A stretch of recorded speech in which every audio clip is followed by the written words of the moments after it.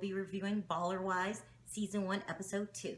So the episode picked up where it left off last episode, which is Queen Bee, Kiafa. She's really the Queen Bee, okay? She's just like, I'm loving Kiafa. Kiafa holds this phony-ass meeting at this bar to reconcile with Stacy. Now, Kiafa, in my opinion, only set up the meeting to tell her husband, who was serious about squashing this beef she had with Stacy, she wanted to be able to go back and tell Mike, hey, I tried, but the girl was an animal. This is a totally fake stage scene, okay? Kiafa Vic has no intentions on apologizing to Stacy. She knows Stacy's a hothead, and she just says one little thing, and Stacy will pop off. How do I know this? Because she called her the devil when she first seen her. Like, here comes the devil. Well, those are peaceful terms. Now, is it?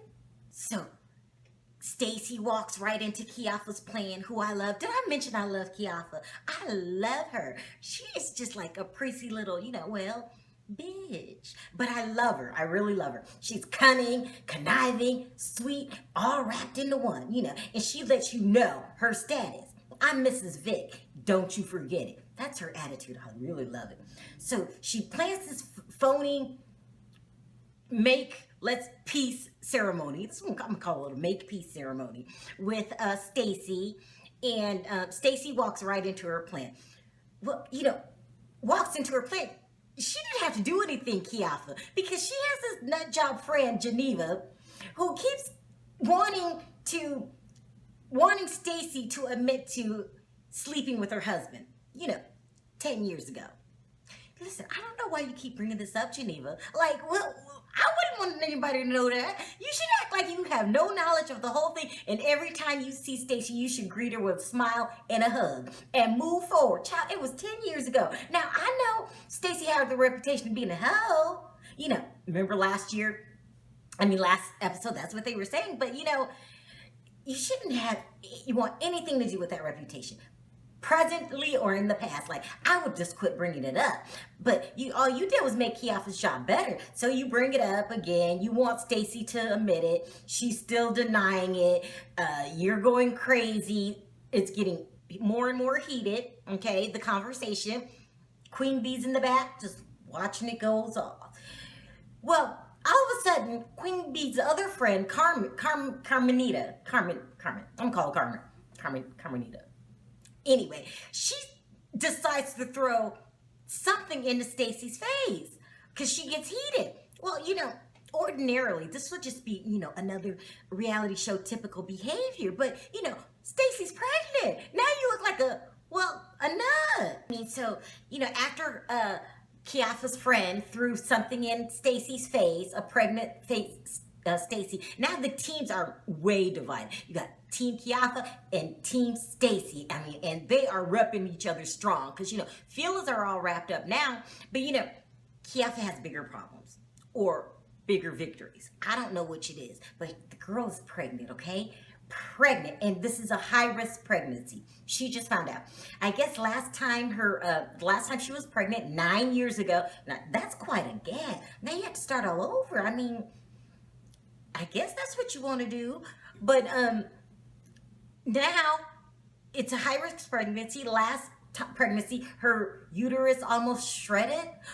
That sounds serious. Like, oh my God, Kiafa has a lot going on. Now the teams are totally divided into two teams. I call them Team Kiafa and Team Stacy. And I don't know which team is worse. Wait a minute. Yes, I do. Let's talk about Team Stacy. So the next day, Mikio throws Stacy a baby shower, okay? And Mikio, we're going to get to Mikio in a minute. Mikio's got a lot going on. A lot. So, but Stacy's best friend comes, and her name is Crystal Marie. Very, very pretty girl. Very, very pretty. On the outside, we all can't be both pretty inside and out, so she's pretty on the outside. She's got a lot going on, okay? She's a single mother of two. She said she just broke up with a player by the name of Ray Armstrong, and that when that relationship was over, it was just time for her to move on. Okay, that sounds real easy on paper. When people make their life seems too easy at first, most of the time it's not. I'm just saying. But anyway, so they're best friends, okay? So Stacy's best friend, Crystal, has a beef with a girl in Kiafa's camp by the name of Emmy Lou. Okay? Now just follow me here. So the sides are already hating each other, but this is just adding fuel to a flame. Okay, so Emmy Lou dated a guy that Crystal dated, okay? And these two hate each other because Crystal claims she didn't know that he was dating Emmy Lou. And Emmy said, but Emmy thinks she's a damn lie that she knew he was dating. This is what the girls are beefing over. And Crystal heard that Emmy Lou's baby daddy doesn't claim the baby. He calls it a hush baby. Like if someone says, I didn't know you and Emmy had a baby, and he'd be like, where'd you hear that from? Like he distances himself. He says to Emmy Lou, don't tell people our business. Having a baby, a child, is telling people your business? Oh, okay. Child, please. So according to Crystal, he pays money for this child, but he really doesn't have anything to do with it, and he really doesn't even want anybody to know he has a child with Emmy. Okay? Follow me here, okay? Don't shoot the messenger. I'm just repeating what's going on. And that's a lot. That's a lot for episode 2. Then we have Mikio. Now, she's on team Stacy, okay? Mikio is a very, very beautiful, very pretty. Like, all these women, I don't think there's an ugly person on this show. And they're just not pretty women. These are beautiful women. Well, gotta add Mikio to the list. Now, Mikio, the one that threw the baby shower for Stacy, she has a beef going on with Asia. Asia is Team Kiafa, okay? Now remember, Asia, Geneva, and Kiafa, they're the core group. Okay, so Mikio's mad at Asia, but not for anything Asia did. She's mad at Asia for Asia's husband. Okay, so he's an ex-football player that works at a radio station, the same radio station that Mikio worked at. Well, she thinks he got her fired, and she's mad at him about it. His story is, I didn't get you fired. You were just awful at your job. I mean, should she really be mad at Asia? This is not Asia's business. Okay, so when Asia had a talk with, I'm getting all mixed up because there's so many places. Mikio had a talk with Asia about not liking her husband and how it's affecting the whole family. It's affecting their 7-year-old children. Okay, because, Mikio claims that her son doesn't want to talk to Asia's son because he's so upset because, what happened at the radio station. Don't shoot the messenger. I'm repeating what happened, okay? Well, Asia thinks this is nuts. The kids don't have beef with each other because what happened at somebody's job. It really does sound like a lie, Mikio. But, I guess if you're not strong enough to let her know that you don't like her and her husband and why, I guess you could always put it on your kid. I mean, right? So anyway, this is intensifying their problem because Asia knows nonsense when she hears it, okay? But Asia decides, I'm going to have an open house because she's this multi-million-dollar real estate listing. I think it was a $7 million house. She wanted to have an open house and bring all the girls over, combining business with pleasure.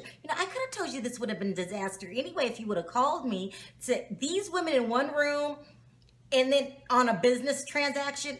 It's not a good look. But, I guess you could make, you thought it wouldn't be a big deal. So she brought all the players together. And of course, what happened? Well, it was a disaster.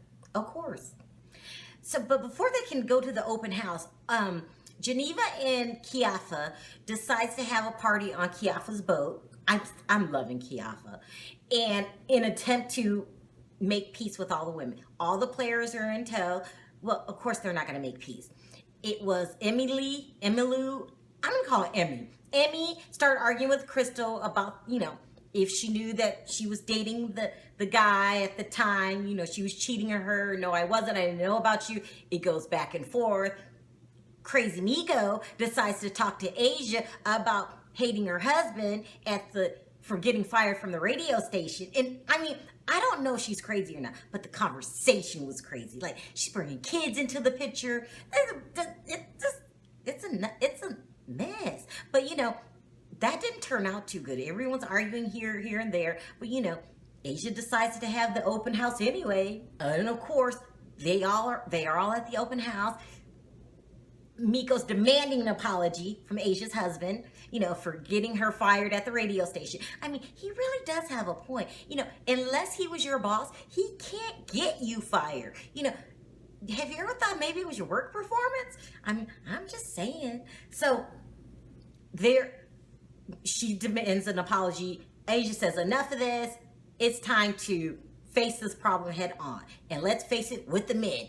There's Asia's husband there, and there's Miko's husband there. So that's where the episode left off. Now, if I forgot something, I'm sorry. This is episode 2, and it's action-packed. I mean, it's almost too much going on in one damn episode. I mean, so I said it last week. It was too much going on last week. Well, I have to follow it up this week. It's almost too much going on. I'm trying to hang in there, and get to know it. See, I have to know people before I start taking sides, having opinions. So right now I don't give a damn who does what.